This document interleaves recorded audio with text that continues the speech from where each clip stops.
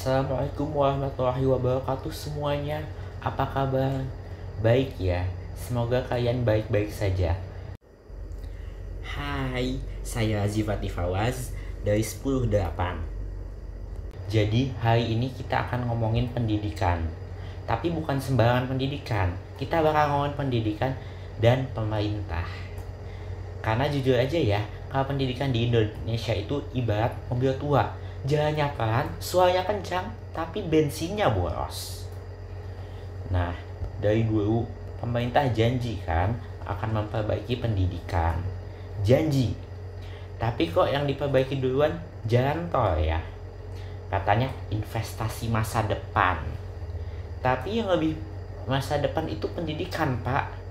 Jalan tol itu bisa rusak lagi kalau insinyurnya nggak pintar, iya kan?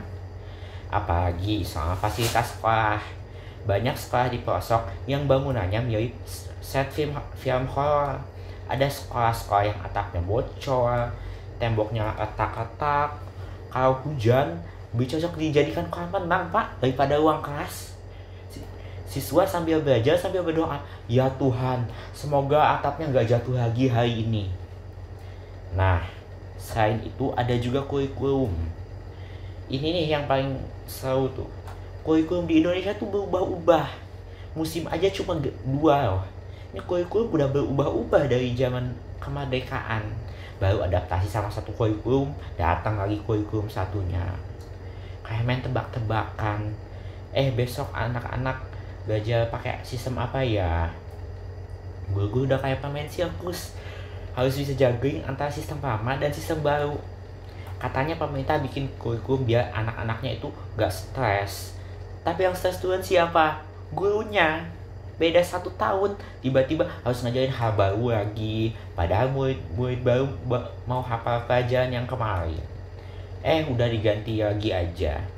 Ini pendidikan atau reality show? Nah, kalau ngomongin pendidikan, kita nggak boleh lupa nih sama guru. Guru itu pahlawan tanpa tanda jasa. Tapi sayangnya pemerintah suka lupa. Di negara lain, gaji guru itu tinggi, dihormati, dirayakan.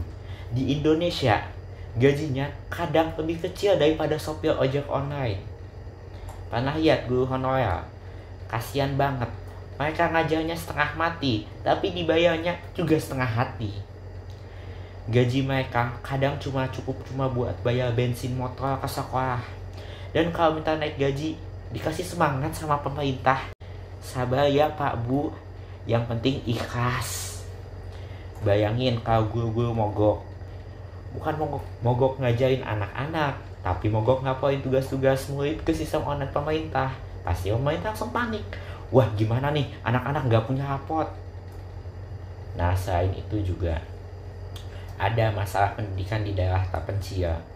Misalnya pemerintah juga sering bilang ya, kita harus memperhatikan pendidikan di daerah terpencil. Tapi buktinya internet aja belum nyampe di beberapa tempat. Anak-anak di desa terpencil harus jalan berkilometer untuk ke sekolah.